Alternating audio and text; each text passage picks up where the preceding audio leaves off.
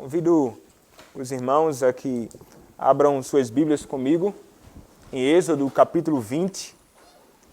Êxodo capítulo 20, faremos a leitura dos versos 1 e 2 e do verso de número 14, dando continuidade às exposições no decálogo, na lei do nosso Deus.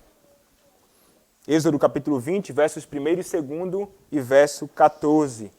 Diz assim a palavra do nosso Deus. Então falou Deus todas estas palavras. Eu sou o Senhor teu Deus, que te tirei da terra do Egito, da casa da servidão. Verso 14. Não adulterarás. Amém. Podem se assentar, meus irmãos. Oremos ao nosso Senhor. Nosso Deus, nós abrimos a Tua palavra, Pai, para mais uma vez expor a Tua lei.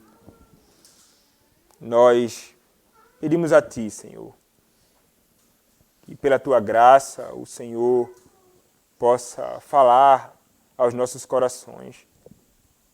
Que o Senhor nos instrua através da Tua palavra. Que possamos, ó Deus, atentar à exposição da Tua palavra com zelo, com sinceridade, Pai, com os ouvidos bem atentos, porque é o Senhor quem fala quando a Tua palavra é exposta com fidelidade. Peço-te também, Pai, que o Senhor me use para a glória do Teu nome somente, que apesar das minhas dificuldades e limitações, Senhor, a Tua palavra seja exposta com fidelidade. Queremos ouvir o Senhor falar, queremos ouvir a Tua lei que revelará como nós estamos distantes de uma vida reta diante de Ti, como requer a Tua lei. Mas sabemos, Pai, que o Senhor é um Deus também que nos garante que no Senhor e com o Senhor, unidos a Cristo, temos o auxílio necessário e a certeza de que permanecemos em Ti, Pai. Fala conosco, Senhor, nós Te pedimos e fazemos isso em nome de Cristo Jesus. Amém. Como mencionei e falei na última exposição que nós estudamos aqui a respeito deste mandamento. O mandamento não adulterará, rejeitado, aborrecido, odiado por muitas pessoas. É um mandamento que muitos, de fato, não querem não somente ler, mas desaprovam de fato. O homem neste mundo, aqueles que não conhecem a Cristo, eles têm um interesse verdadeiro naquilo que é iníquo.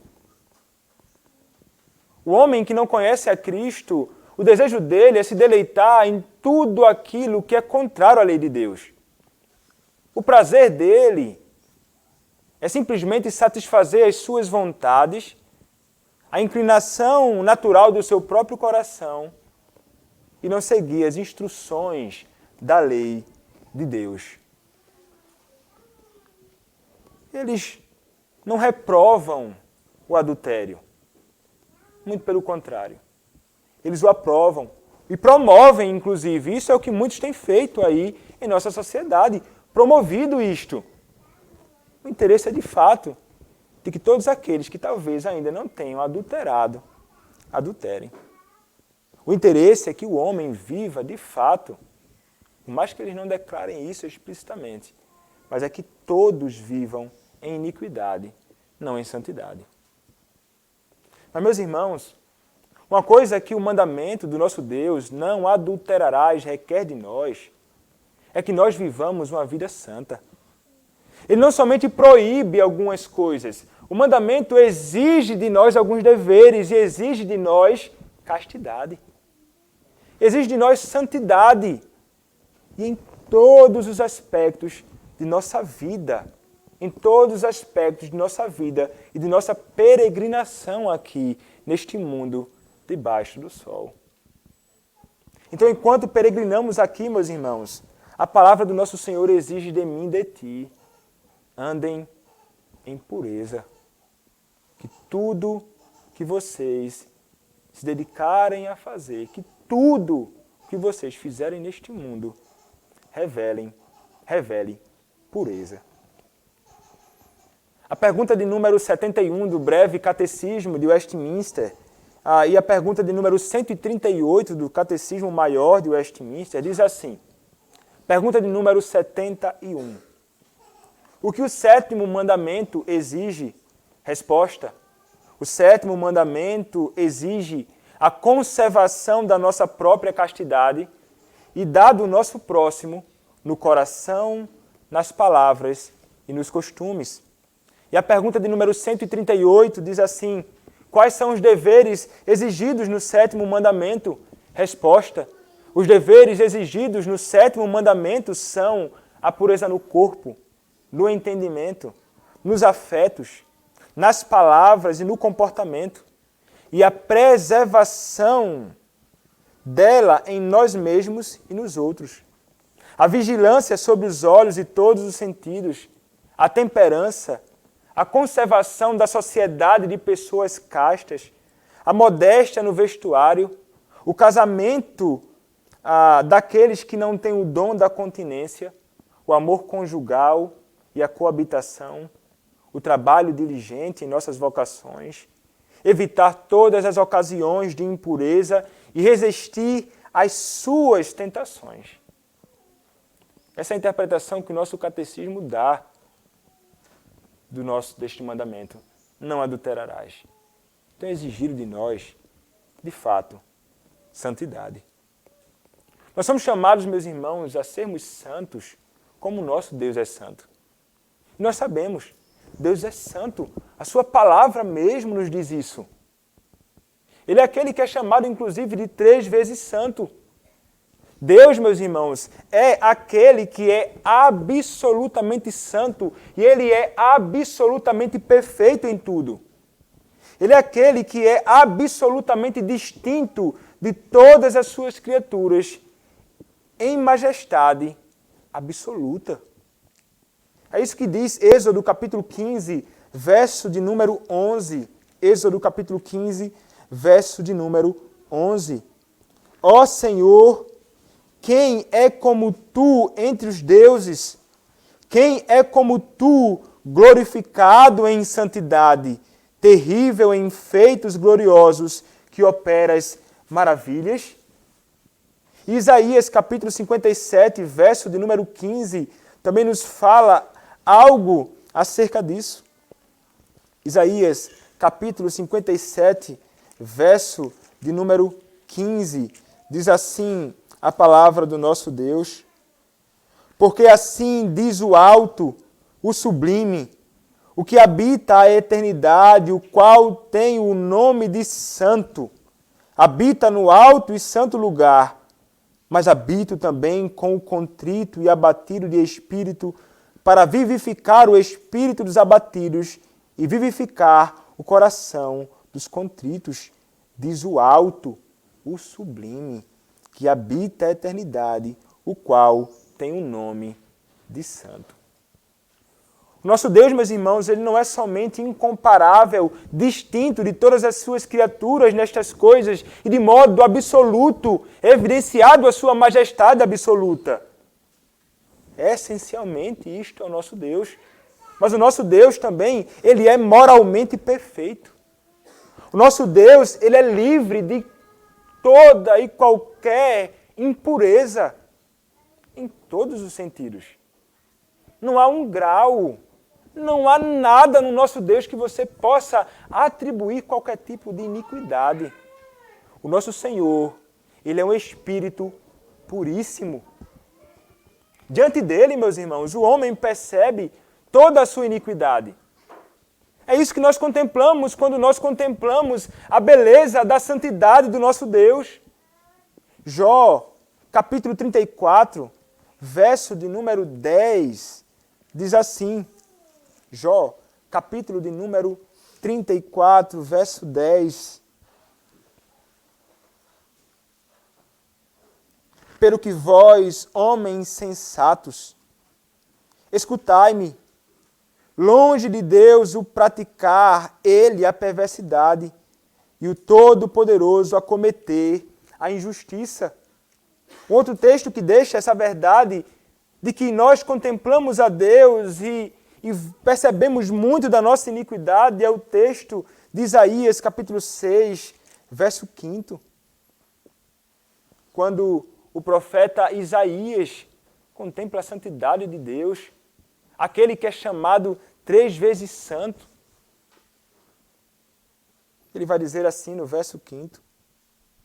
Então disse eu, ai de mim, estou perdido, porque sou homem de lábios impuros, habito no meio de um povo de impuros lábios, e os meus olhos viram o Rei, o Senhor dos Exércitos. Ele diz, meus irmãos, ai de mim. Essa expressão, ai de mim, ela era utilizada em ocasiões de que a pessoa estava certa de que haveria de morrer. Ela perderia a sua vida. E ele, ao contemplar a santidade exposta diante dos olhos dele, mesmo sendo ele um profeta do Senhor, ele diz, ai de mim. Ele imaginou que seria consumido ao contemplar a santidade do seu Senhor. É interessante, meus irmãos, notarmos. E nós sabemos que o nosso Senhor é santo.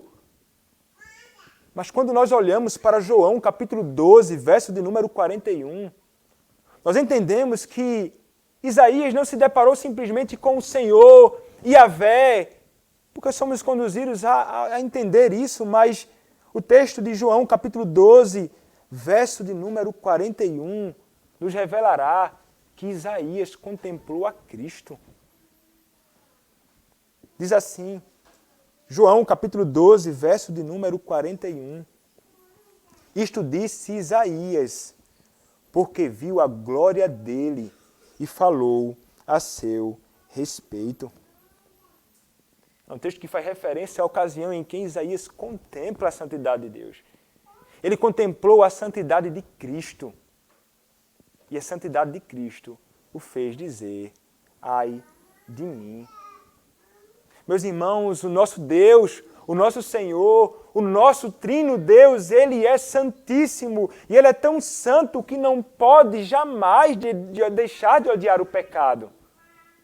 O Pai, Ele jamais poderá deixar de odiar a iniquidade. O pecado causa a Deus, meus irmãos, repulsa. Como diz Abacuque, capítulo 1, verso de número 13. Tu és tão puro de olhos que não podes ver o mal, e a opressão não podes contemplar. Por que, pois, toleras os que procedem perfidamente e te calas quando o perverso devora aquele que é mais justo do que ele? Tu és tão puro de olhos que não podes ver o mal, e a opressão não podes contemplar. O nosso Deus, meus irmãos, Ele é um Deus que odeia de fato o pecado. Como diz Zacarias, capítulo 8, verso de número 17. Tu és tão puro de olhos, nenhum de vós pense mal no seu coração contra o seu próximo, nem ame o juramento falso, porque todas estas coisas eu aborreço, diz o Senhor, porque todas estas coisas eu odeio. Meus irmãos, a maior evidência do ódio de Deus contra o pecado é aquele revelado na cruz de Cristo. A cruz de Cristo é onde fica evidente com muita clareza que o Senhor, Ele odeia a iniquidade. Meus irmãos, todos os nossos pecados foram imputados sobre Cristo. Toda a nossa iniquidade foi lançada sobre Ele, foi colocada na conta do nosso Senhor. O Senhor não contempla pecado, o Senhor se ira contra o pecado. E a sua ira cai sobre o seu Filho. E o puritano Charnock escreveu o seguinte acerca disso. Nem as pragas todas que foram ou serão derramadas sobre o mundo perverso nem a fornalha ardente da consciência de um pecador, nem a sentença irreversível pronunciada contra os demônios rebeldes, nem os gemidos das criaturas condenadas ao castigo eterno oferecem uma demonstração tão clara do ódio de Deus contra o pecado quanto a ira de Deus que é derramada sobre o seu Filho. Nada revela com tanta profundidade e com tanta clareza o ódio de Deus contra o pecado como a ocasião em que seu Filho é crucificado naquela cruz maldita no meu e no seu lugar. Meus irmãos, a santidade de Deus, ele é um atributo que pertence a Ele. Mas também, meus irmãos, é um atributo que pertence a nós. Existe aquilo que nós chamamos de atributos comunicáveis e aquilo que nós chamamos de atributos incomunicáveis. Os atributos incomunicáveis de Deus são aqueles atributos que pertencem somente a Ele. Somente Deus é todo-poderoso, onipotente. Somente Deus é onisciente. Somente Deus é onipresente. Somente Deus é eterno. Somente Deus é infinito.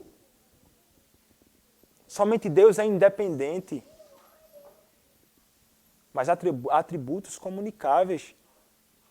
E dentre estes atributos comunicáveis, existe o atributo da santidade.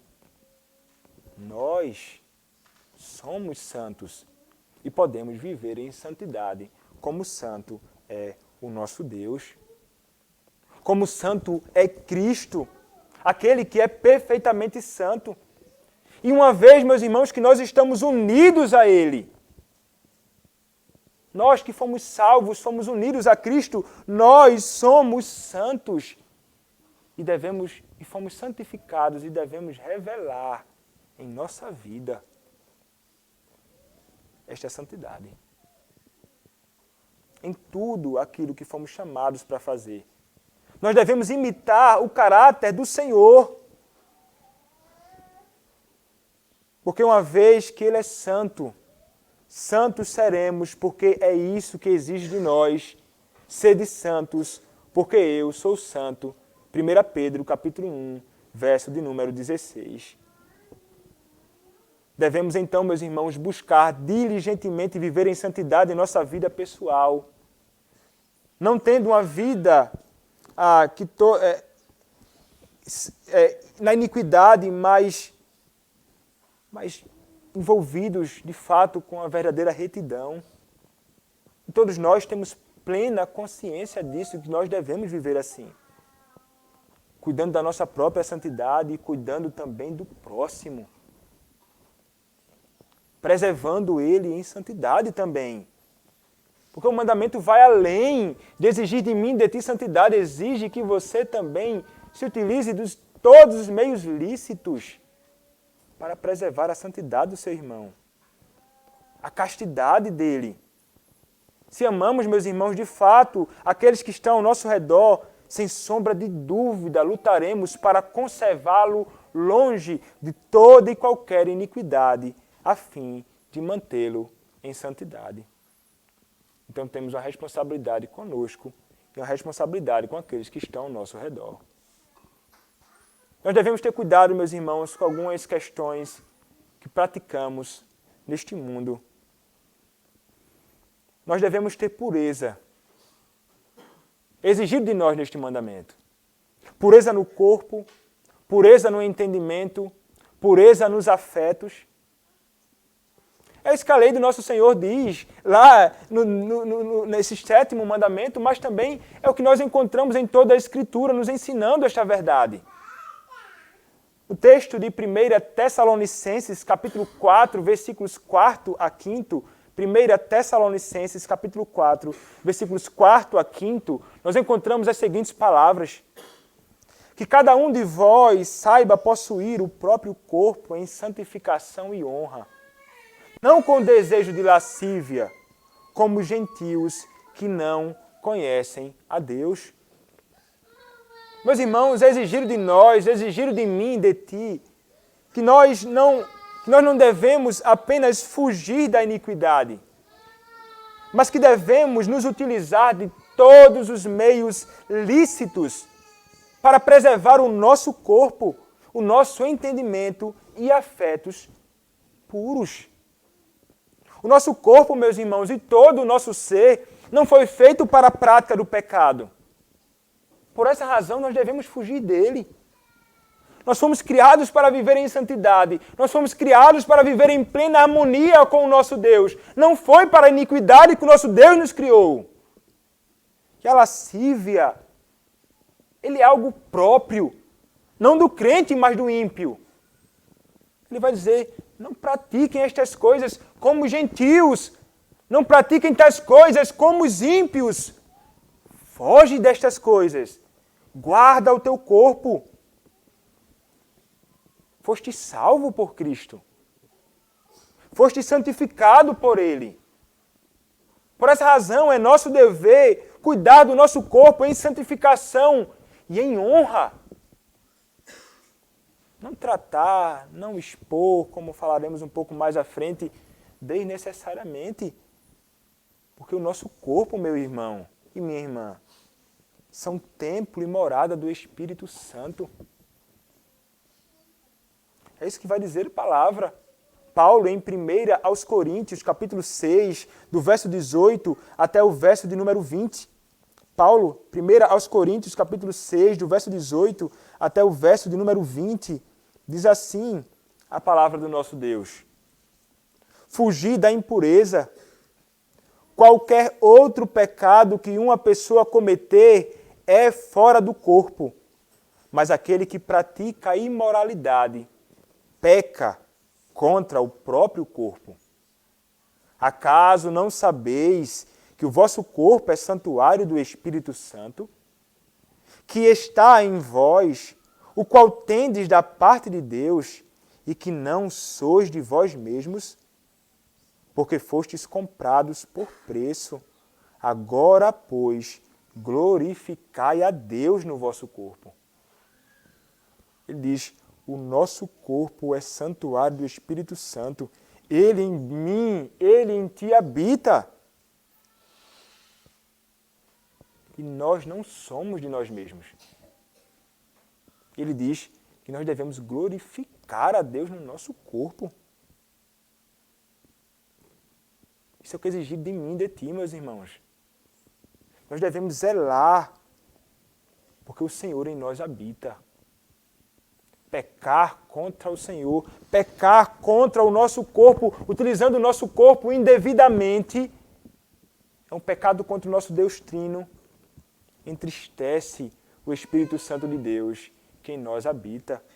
Por essa razão, nós devemos fugir disto. Nós devemos também, meus irmãos, nos esforçar diligentemente a sermos puros, não somente no nosso corpo, mas também nas nossas palavras, em tudo aquilo que nossos lábios proferem. Nossas palavras, meus irmãos, devem ser regadas com o que é santo. Devemos não somente pensar de modo santo, mas falar também sobre o que é bom, falar sobre o que é justo, falar sobre o que é santo. Isso é o que a palavra de Deus requer de nós. Efésios capítulo 4, verso de número 29, diz assim, não saia da vossa boca nenhuma palavra torpe, e sim unicamente o que for boa para a edificação, conforme a necessidade, e assim transmita graça aos que ouvem. Há uma proibição explícita de falarmos ou de usarmos a nossa boca, a nossa língua, para falar o que é pecaminoso. Mas existe também um dever. Qual o dever? Nosso dever é falar apenas o que for bom. Com que propósito? Com o propósito de edificar. Aquilo que de algum modo transmite graça àquele que escuta. Isso quer dizer que nós somos responsáveis pelo que nós falamos. Todas as palavras que de nossas bocas saem. Você é responsável, você não pode dizer, eu falei sem querer. me atrapalhei, eu falei. Você deve se dominar. Você que foi salvo por Cristo, você possui o fruto do Espírito. E um dos frutos, ou uma das virtudes do fruto do Espírito é domínio próprio. É dominar a língua para falar, não falar bobagens, mas falar aquilo que é bom. É falar aquilo que pode edificar o corpo de Cristo. Porque fomos chamados para edificar o corpo de Cristo. O corpo de Cristo são nossos irmãos em Cristo. O cabeça, que é Cristo, ele não se agrada quando os membros do seu corpo estão falando coisas que de fato são indevidas. Isso significa, meus irmãos, que nós devemos falar somente aquilo que for útil, como diz Calvino. E transmitir graça a quem escuta, algo que vai edificar o nosso irmão espiritualmente. Nós transmitiremos graça, meus irmãos, quando falarmos, quando nossas palavras, a nossa boca for recheada da palavra de Deus. Como escreveu um pregador. A conversa que é boa para a edificação é útil para edificar a mente daqueles que a ouvem. Falem sobre fé. Falem sobre esperança, amor, temor a Deus, paciência, consolo, correção, sabedoria e coisas como essas. Com esse tipo de conversa, os ignorantes são ensinados.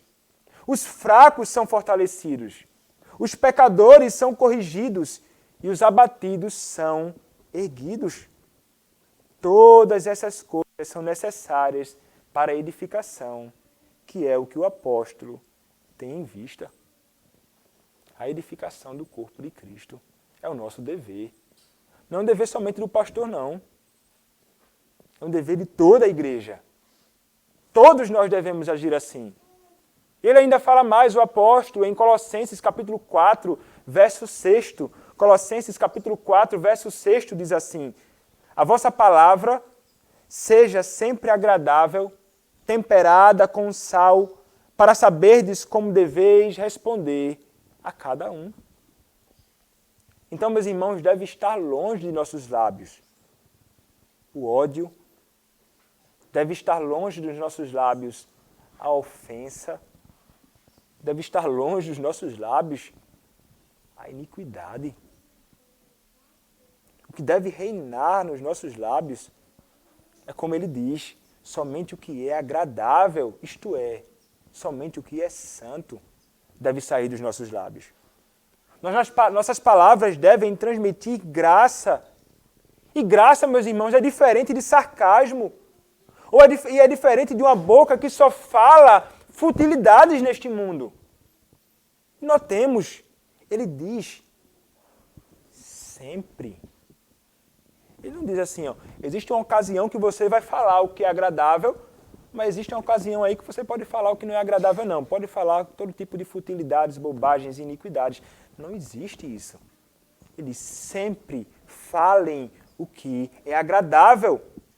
Não deve existir uma ocasião sequer nos nossos lábios para darmos lugar ao pecado. A melhor descrição, meus irmãos, da palavra agradável, ela é encontrada talvez nas palavras do próprio apóstolo Paulo, em Efésios capítulo 4, verso 5, falando a verdade em amor. E como escreveu Martin Bucer, os seres humanos foram criados para louvar a Deus, por isso seus pensamentos e ações, incluindo todas as suas falas, devem ser destinadas a produzir em si mesmos e a dar aos outros aquilo para o que foram criados.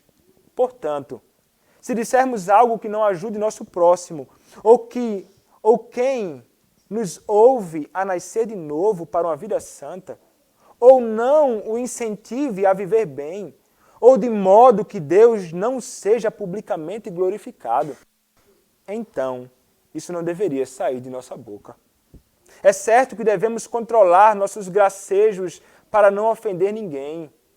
Devemos nos adaptar as pessoas de uma maneira que as edifique e as lembre de suas responsabilidades. Isso é o que é exigido de mim, de ti, no que diz respeito às nossas palavras. É exigido de nós também, meus irmãos, não somente palavras que sejam puras e santas, um cuidado com o corpo, mas também um devido comportamento condizente com aquilo que nós somos hoje em Cristo. Em 1 Pedro, capítulo 3, verso 2, o apóstolo vai se dirigir primeiramente às mulheres, sim, mas é uma verdade que deve ser revelada também em nós, homens. Ele vai dizer: ao observar o vosso honesto comportamento cheio de temor. Meus irmãos, a nossa conduta nesta vida, ela deve revelar algo. Ou a nossa conduta revelará que tememos a Deus, ou a nossa conduta revelará que nós tememos a outro Deus. Ou a nossa conduta revelará que tememos o Senhor, ou que estamos mais interessados em viver segundo o nosso próprio desejo, segundo aquilo que nós imaginamos que é o modo correto de viver neste mundo. Meus irmãos, nosso comportamento deve ser honesto e cheio de temor a Deus. Nosso comportamento deve ser reto. E um comportamento reto revelará a quem nós verdadeiramente servimos e tememos, quem é o nosso Deus. Ele vai dizer: a conduta e o comportamento exemplar da esposa no lar, sendo ela crente, e seu esposo ímpio, pode fazer com que este homem, ao ver o seu comportamento reto, santo, cheio de temor, o comportamento dela pode conduzir este homem a Cristo. É o que Pedro vai dizer. A conduta exemplar, como no caso de uma mulher que é casada com um descrente, pode levar o homem a Cristo. Quando ela é crente e ela revelar que teme a Deus, tendo um comportamento santo e respeitoso para com o seu marido. Nosso comportamento deve ser em temor. Esta mulher viverá em temor, em submissão ao seu marido, não, obviamente, uma submissão irrestrita. Quando ele pedir para fazer algo que é iníquo, ela deve temer a Deus antes de fazer aquilo. Mas ela é chamada a se submeter a ele. Este tipo de comportamento pode conduzir este homem à fé no Senhor. Nosso comportamento revela muitas coisas. E deve também ser santo. Porque é isso que a palavra de Deus exige de nós. É exigido de nós, meus irmãos, não somente a preservação dessas coisas em nós mesmos, mas é exigido de nós a preservação também no próximo.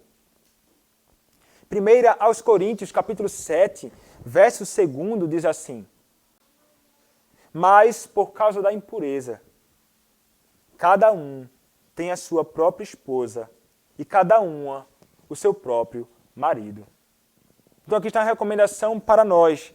Ele vai dizer: para que você não caia na impureza e na iniquidade, que você, homem, case, que você, mulher, case, para que você não caia em iniquidade. Então nós devemos cuidar de nós nesse sentido também. O casamento, ele é ordenado por Deus. Nós devemos sim desejar isso. Então aqueles que são casados hoje, eles conseguem se guardar da impureza que poderia cair sendo talvez solteiro. Porque o casamento vai sim guardar muito. Vai purificar o homem, vai purificar a mulher. Então ele vai dizer: case. Tito, capítulo 2, versos 4 e 5, diz assim: a fim de instruírem as jovens recém-casadas a amarem ao marido e a seus filhos, a serem sensatas, honestas, boas, donas de casa, bondosas, sujeitas ao marido, para que a palavra de Deus não seja difamada.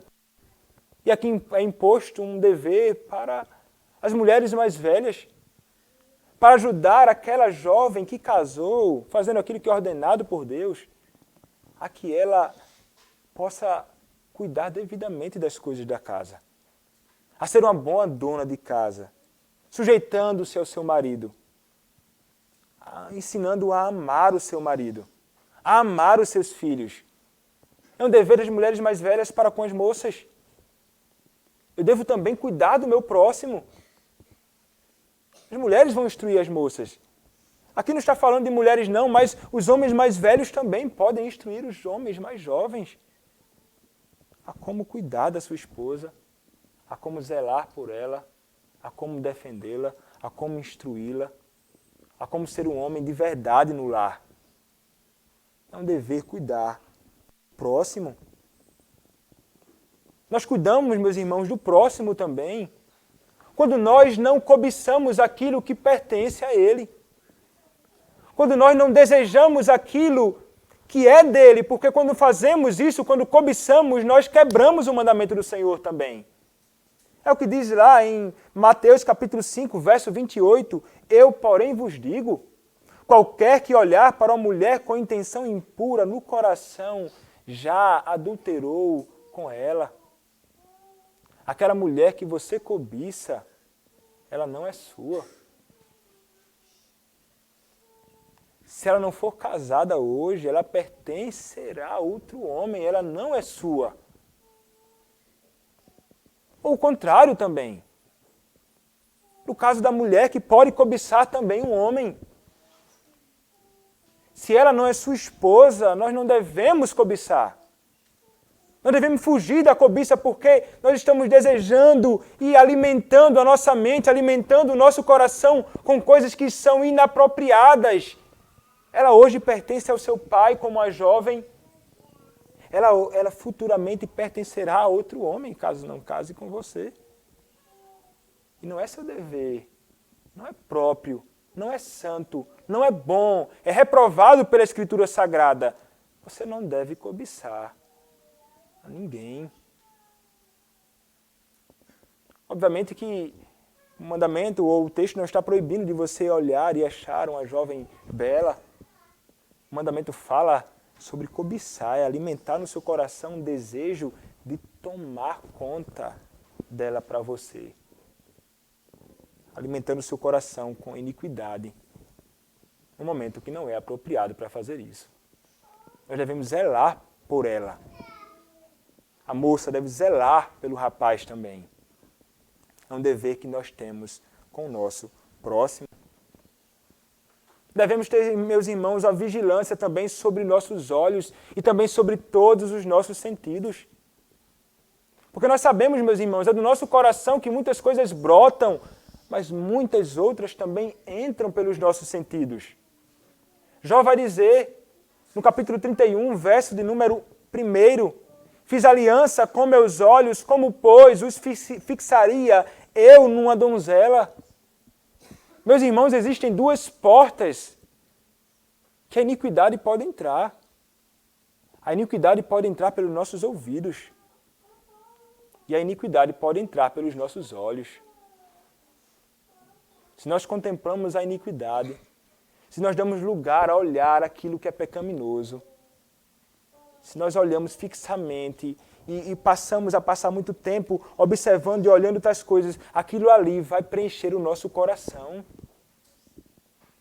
Isso deve nos alertar e alertar nós, jovens, a não ficarmos o tempo inteiro na internet, mexendo na internet, olhando um monte de coisa, passando para cima o feed de notícias do Instagram, do Facebook e tantas coisas mais. Nós devemos fugir de tudo aquilo que pode nos conduzir ao pecado. Porque se tem uma coisa, é a publicação de coisas que são iníquas aí, e nossos olhos vendo e alimentando aos poucos um desejo, até que nós somos levados a cair em iniquidade. Fujamos, meus irmãos. Guardemos os nossos olhos, façamos o que Jó fez, uma aliança com os nossos olhos, para que não cobicemos uma donzela, e no caso das moças, façam aliança com seus olhos, para que não cobicem um rapaz. Porque nós somos muito inclinados a pensar que somente o homem é tentado a isso. Mas não. O contrário também acontece. Então devemos fugir dos olhares pecaminosos. devemos guardar todos os nossos sentidos. O mandamento também, meus irmãos, exige de nós uma conservação de sociedade de pessoas castas. Ele está falando aqui sobre aqueles com quem nós compartilhamos o nosso dia a dia, a amizade. Provérbios capítulo 2, verso de número 20, vai dizer assim: assim andarás pelo caminho dos homens de bem e guardarás as veredas dos justos. E lá em 1 aos Coríntios capítulo 5, verso 9, diz: já em carta vos escrevi que não vos associeis com os impuros. É interessante aqui que o apóstolo Paulo estava se dirigindo à igreja em Corinto e ele está dizendo, não se associeis com os impuros. Ele não está necessariamente falando com aqueles que estão fora da igreja, não. Ele está falando com impuros que estavam dentro da igreja. Existia muita iniquidade na igreja em Corinto. Ele vai dizer, não vos associeis. Então nós devemos, meus irmãos, cuidar daqueles, ou melhor, nos afastar daqueles que não andam em santidade. Não podemos ter sociedade. Não podemos ter amizade. Este é o meu amigão aqui, fulano de tal, um pecador declarado, um ímpio, alguém que de modo algum se arrepende. Ele é um pecador impenitente. Nós não podemos nos associar a ele e dizer assim, esse é o meu irmão. Nós devemos fugir de todos aqueles que praticam a iniquidade e ter amizade somente com aqueles que procuram fazer o que é reto, aquilo que é justo, aquilo que é bom, aquilo que é santo. Como Bick escreveu, associe-se com mentores na santidade. A igreja deve ser um colegiado de cuidado mútuo em uma comunidade de oração. Conserve e ore com colegas crentes, cujo andar piedoso você admira. Aquele que anda com o sábio será sábio. A associação promove a assimilação. Uma vida cristã vivida em isolamento dos demais crentes será defectiva. Em geral, esse tipo de crente permanecerá espiritualmente imaturo. Agora veja, a associação promove a assimilação. Está associado com aqueles que praticam o que é errado, isso nos conduzirá também a praticar o que é errado. Então o mandamento exige de nós, sobretudo nós jovens, cuidemos para que não nos associemos àqueles que estão distantes do Senhor, ou até mesmo aqueles que abrem a boca para dizer que são crentes, mas são verdadeiros ímpios no meio da igreja. O mandamento também exige de ti, meus irmãos, e de nós todos, que cuidemos do modo que nós vestimos e do modo que nós nos comportamos neste mundo. A modéstia é algo que é requerido de mim e de ti. 1 Timóteo, capítulo 2, verso 9, diz assim, da mesma sorte que as mulheres, em traje decente, se ataviem com modéstia e bom senso, não com cabeleira frisada e com ouro, ou pérolas, ou vestuário dispendioso. E a gente olha para esse texto e pensa assim, não com cabeleira frisada, não com ouro, não com essas coisas. Não é que ele está fazendo a proibição, dizendo assim, você em ocasião alguma pode ter o cabelo um pouco cacheado talvez, ou não pode pendurar um cordão no pescoço, algo dessa natureza. Ele está dizendo, você não deve ser exageradamente voltado para tais coisas. Alguém que abusa da sensualidade nestas coisas, que usa com o fim de ser sensual, ou que abusa de muita vaidade e extravagância nessas coisas. Ele diz, não deve ser assim. Você deve agir com modéstia. Ser uma moça que deve se vestir com santidade, revelar nas suas vestes pureza. Muitas pessoas, meus irmãos, imaginam que ser sensual é sinônimo de ser bonito. Ah, porque é sensual, como é bonito. Não. Sensualidade fora do casamento é adultério, não beleza. Ser sensual fora do casamento é adultério, não é beleza. Então, nós todos, homens e mulheres, somos chamados a ter cuidado com a vida e com a nossa santidade no modo que nós vestimos e também para preservar a santidade do próximo. Então é exigido de nós que nos vistamos de modo que não provoque os irmãos. E as mulheres devem estar atentas a isso também. Que não provoque e que não conduza o outro a pecar. A cobiçar, a olhar. Não, mas foi ele quem olhou, mas você é responsável pelo modo que se veste. Você é responsável também pelo seu irmão. Exigido de mim e de ti que cuidemos de nós e do nosso próximo. Devemos ter cuidado até com posturas que são muitas vezes inapropriadas. Sobretudo as mulheres mesmo. Que nada fique evidente ou se mostre. Tem que ter cuidado com o modo que se senta, o modo que se abaixa para fazer algo. Deve cuidar de tais coisas para que não conduza o irmão seu a pensar, a cobiçar, a alimentar desejos no coração e na mente. Da mesma forma, os homens. Mas os homens é que são mais tentados nessas áreas. Os homens são muito mais tentados com aquilo que vê. Então, se você ama o seu irmão, guarde-se.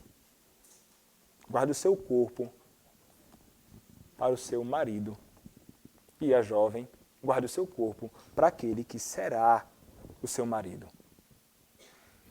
O mandamento, meus irmãos, também proíbe, ou melhor, exige o casamento daqueles que não têm o dom da continência. O dom da continência seria aqueles que são celibatários, né? Aquelas pessoas que não casam, ele não tem necessidade de casar, ele tem um dom específico. É um dom que é dado para algumas pessoas, não para todos, por mais que algumas religiões, como a Igreja Romana, quer obrigar muitos a ter esse dom da continência. Ele vai subjugar o rapaz. Quer ser padre, vai ter que ser, não pode casar não, meu amigo. Tem que viver aí só pro ministério, né? E como isso tem levado muitos a cair em grandes iniquidades. Muitos não somente se deitando com mulheres fora, mas até se deitando com jovens, rapazes e caindo em pecados ainda mais grosseiros. Porque, meus irmãos, nem todos têm o dom da continência. É recomendado que aquele que não foi chamado para o celibato, que ele case. Vai dizer lá em 1 aos Coríntios, capítulo 7, verso 2 e verso 9. Mas por causa da impureza, cada um tenha a sua própria esposa.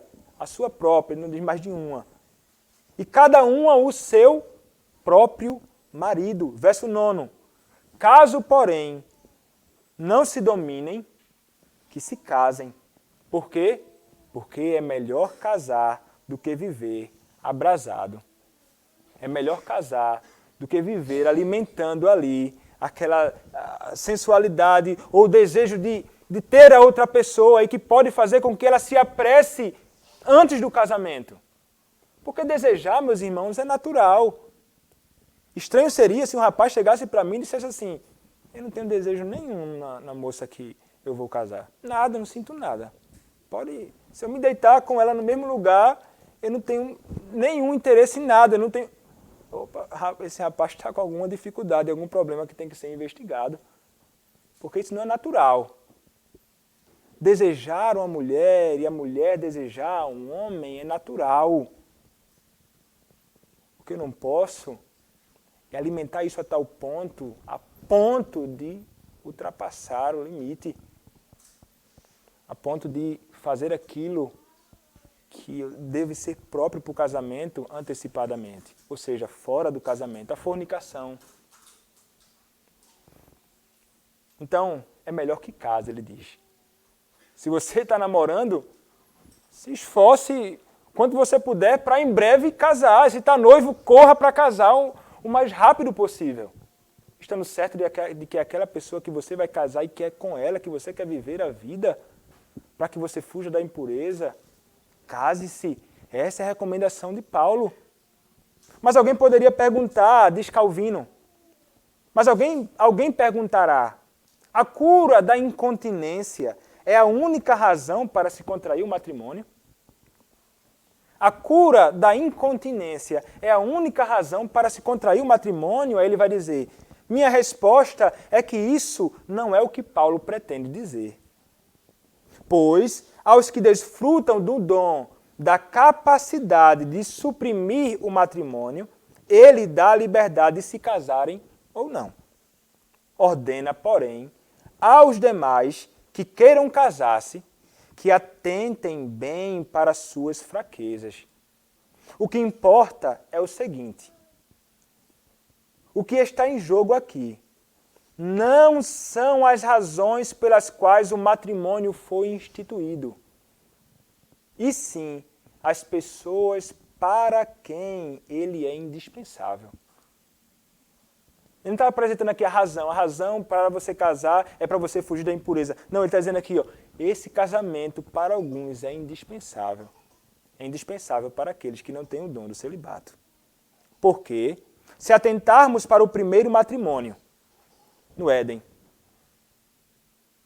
percebemos que ele não podia ser um remédio para uma doença, que é o pecado, a qual ainda não existia, senão que foi instituído para a procriação de filhos. E é verdade que depois da queda, acresceu-se este outro propósito, para fugir da iniquidade, para fugir da impureza. Case-se. Como o casamento, meus irmãos, ele é o meio ordenado por Deus para satisfazer ao impulso sexual. William Perkins chamou o casamento de um meio soberano de evitar a fornicação. Então, aqueles que proíbem o casamento pecam. Nós devemos sim, nós que desejamos o casamento, devemos buscar nos casar para fugir da iniquidade. E assim os casados são chamados a viver em pureza no casamento. O amor conjugal também é algo que é devido aqui. Aqui agora é próprio para aqueles que são casados. Em Colossenses capítulo 3, versos 18 e 19, diz assim, esposas, sede submissas ao próprio marido como convém no Senhor. Maridos, amai vossa esposa e não a trateis com amargura. Então, o que é exigido aqui, ele diz, esposas, sede submissas.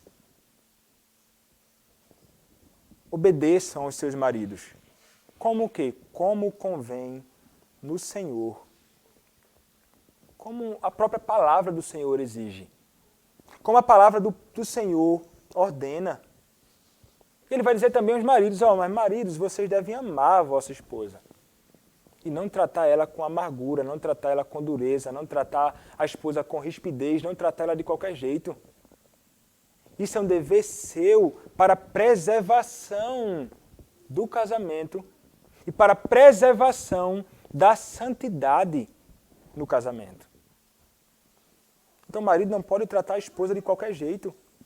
Porque se ele fizer isso, se ele for um mau marido, uma sentença é posta contra ele. Em 1 Pedro, capítulo 3, verso 7, diz assim, maridos, vós igualmente, vivei a vida comum do lar, com discernimento e tendo consideração para com a vossa mulher como parte mais frágil, tratai-a com dignidade, porque sois juntamente herdeiros da mesma graça de vida, para que não se interrompam as vossas orações.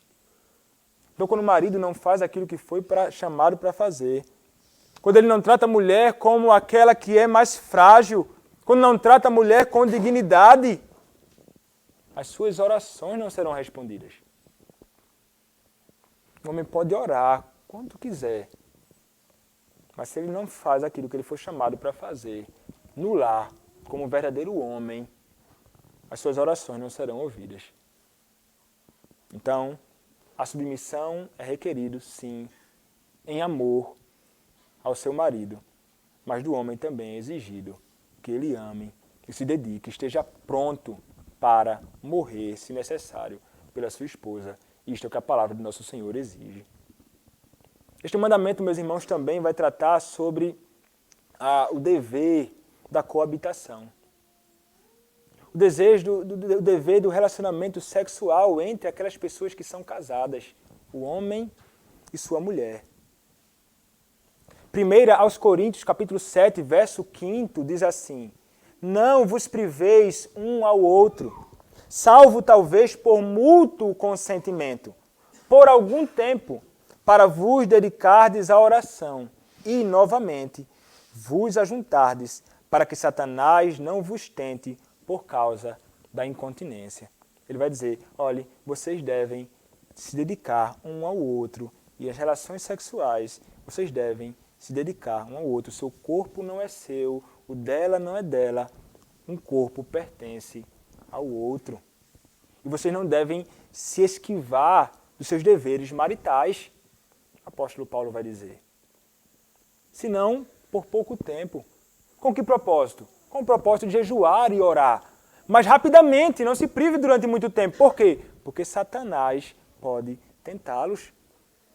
Ele vai dizer, como escreveu alguém no livro Santos no Mundo, sexo é necessário no casamento.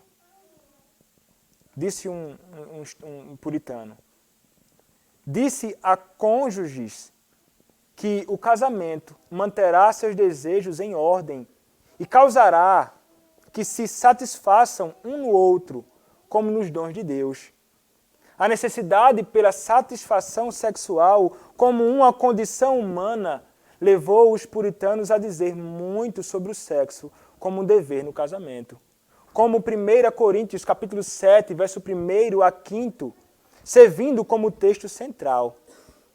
Então o puritano chamou o versículo 3 desta passagem de um comando a ceder a este dever da relação sexual.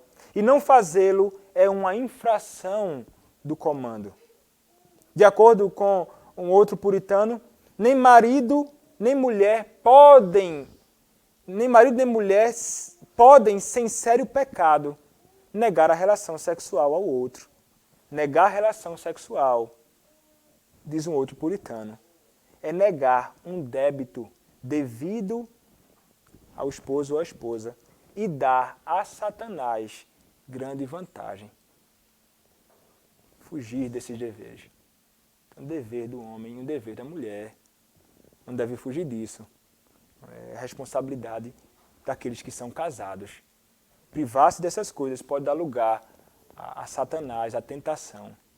O homem ou a mulher buscar algo fora, não necessariamente fora de casa muitas vezes, como muitos são levados a olhar na tela do seu próprio celular ou da tela do seu computador. Então, é um dever seu marido e um dever seu como esposa. É algo que o Senhor deu para a pureza do casamento, para a alegria e para o deleite do casal. Algumas pessoas têm uma visão equivocada do que os puritanos pensavam sobre a relação sexual. Pensar que os puritanos não, é só para ter filhos, não tem nada além disso não. Não tem nada para prazer, deleite, satisfação, alegria do casal, não. Eles entendiam que o casal deve desfrutar disso, inclusive para a glória de Deus. Para o deleite mútuo, a satisfação, a alegria. Isso é bom para o casamento. Os puritanos não eram contra isso não, muito pelo contrário. Eles encorajavam isso no casamento. Meus irmãos, nossos costumes devem ser costumes dos céus. Tudo o que fazemos, tudo o que falamos, tudo o que vemos, tudo aquilo que nos envolvemos. Costumes de cidadãos das regiões celestiais. Se somos chamados a ser santos, meus irmãos, em todos esses aspectos, nós devemos buscar mortificar qualquer tipo de pecado nessas áreas e mortificar, sobretudo, o pecado que habita no nosso coração. Como foi dito na última exposição, os maus costumes são fruto do nosso próprio coração pecaminoso. Somos chamados, portanto, a mortificar a iniquidade que há no nosso coração. Devemos então lutar pela santidade. Devemos então lutar para evitar todas as ocasiões de impureza e resistir a toda a tentação. Como diz Provérbios capítulo 5, verso 8, afasta o teu caminho da mulher adúltera e não te aproximes da porta da sua casa. Foge. É a ordem. A santificação, meus irmãos, deve nos levar a, inclusive, arrancar os nossos próprios membros. É isso que diz lá em Mateus, capítulo 5, versos 27 a 30. E ele vai falar isso aqui. Mateus, capítulo 5, versos 27 a 30. Ouvistes que foi dito, não adulterarás. Eu, porém, vos digo, qualquer que olhar para uma mulher com intenção impura no coração, já adulterou com ela. Se o teu olho direito te faz tropeçar, arranca-o e lança-o de ti, pois te convém que se perca um dos teus membros e não seja todo o teu corpo lançado no inferno. E se a tua mão direita te faz tropeçar, corta-a e lança-a de ti, pois te convém que se perca um dos teus membros e não vá todo o teu corpo para o inferno. Obviamente ele está usando uma linguagem aqui que não é real. Ele não está dizendo que nós devemos de fato, literalmente, arrancar os nossos membros. Mas é uma linguagem forte. Ele está dizendo, fuja disso. Lute pela santidade. Se necessário for, arranque um de seus membros para que você não caia em pecado. É melhor que você caminhe para a glória faltando um de seus membros do que você ter o seu corpo inteiro e a sua alma queimando eternamente no inferno. É melhor este caminho. Então devemos lutar para sermos santos, meus irmãos. Como Bick mais uma vez escreve, não caia como presa da síndrome só mais uma vez. Obediência adiada equivale a desobediência. A santidade de amanhã equivale à impureza agora. A fé de amanhã equivale à incredulidade agora. De modo algum, aspire o pecado. Suplique a força divina para levar cativo a Cristo todo o pensamento, pois a Escritura indica que os nossos pensamentos livres finalmente determinam nosso caráter. Porque como imagina em sua alma, assim ele é, diz Provérbios 23, verso 7, parte A. E o velho provérbio reza assim: semeia-se um pensamento, colhe-se um ato. Semeia-se um ato, colhe-se um hábito. Semeia-se um hábito, colhe-se um caráter. Semeia-se um caráter, colhe-se um destino. Um caráter que é conduzido pela iniquidade só conduz o homem a um destino, que é a perdição. Então, meus irmãos, nós devemos olhar para os ídolos do nosso coração e orar ao Senhor pedindo a Ele por força para que possa ser arrancado esses ídolos do nosso coração. O ataque a todo o pecado, toda a injustiça e todas as maquinações de Satanás. Contra tudo isso, nós devemos nos erguer com Cristo para lutar contra toda iniquidade, seja ela de qual natureza for, não importa. Meus irmãos, e nós temos um auxílio. Nós temos não somente o nosso dever em fazer estas coisas, mas temos o próprio Deus que nos ajuda nessa batalha, operando em nós e conosco. Segundo escreveu John Owen, Deus opera em nós e conosco, não contra nós ou sem nós, de modo que sua assistência é um estímulo para que o trabalho seja facilitado e não haja nenhuma ocasião de negligência no tocante ao próprio trabalho. E, meus irmãos, o Espírito Santo de Deus que habita em nós, ele opera uma santa graça de submissão à sua mente. com isso fazendo-nos santos. O Espírito de Deus, ele nos mostra a nossa necessidade de santidade através da convicção de pecado, de justiça e de juízo. O Espírito Santo, ele implanta o desejo por santidade. Sua obra salvífica nos leva ao desespero, mas sempre à santificação em Cristo. Ele concede semelhança com Cristo em santidade. Ele opera em toda a nossa natureza, moldando-nos segundo a imagem de Cristo. Ele provê força para vivermos uma vida santa, habitando e influenciando nossa alma. Se vivemos pelo Espírito, então não satisfaremos os desejos de nossa natureza pecaminosa. Antes, viveremos em obediência e dependência desse Espírito. Através de humilde nutrição da Escritura e do exercício da oração, o Espírito nos ensina sua mente e estabelece sua compreensão progressiva de que a santidade permanece essencial para sermos dignos de Deus e de seu reino e bem preparados para o seu serviço. Esse é o chamado de Deus para nós. E Ele nos muniu de tudo aquilo que precisamos para sermos santos. Ele nos salvou, mas não somente nos salvou. Ele se uniu a nós para que santos sejamos. Mas não somente isso, Ele nos enviou o seu Espírito Santo que habita em nós, que nos santifica. Ele nos deu a sua palavra para lermos e sermos santificados através dela com o auxílio do Espírito. Ele nos deu a oração para que através da oração, com o auxílio do Espírito, sejamos santificados. Ele nos deu o culto público a Deus para que na adoração pública, domingo após domingo, sejamos santificados através de todos os elementos que Ele providenciou para o nosso progresso nesta vida em santificação. Meus irmãos, nós não temos desculpa uma sequer para transgredirmos a lei do Senhor. Se fazemos o que é contrário à lei do Senhor, fazemos por quê? Porque é o nosso desejo. Fazemos por pura desobediência. Porque o Senhor não somente nos instruiu, não somente nos alerta, mas nos capacita. E, meus irmãos, nós temos em Cristo, o nosso Senhor, tudo aquilo que precisamos para caminhar neste mundo. Se você precisa de forças para caminhar, corra a Cristo.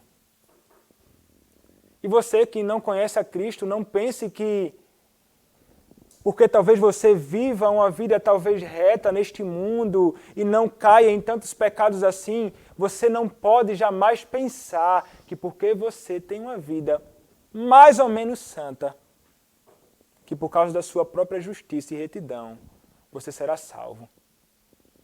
Não existe salvação na prática de boas obras. Nós somos salvos para as boas obras. A sua esperança é Cristo. Abrace-se a Cristo. Corra para Cristo. Lance-se sobre Cristo. Deposite a sua fé naquele que é Cristo, o objeto da nossa fé. É somente nele que você encontrará salvação. Em Cristo somente. Cristo para o crente. Cristo para o perdido. Amém. Oremos, meus irmãos, ao nosso Deus.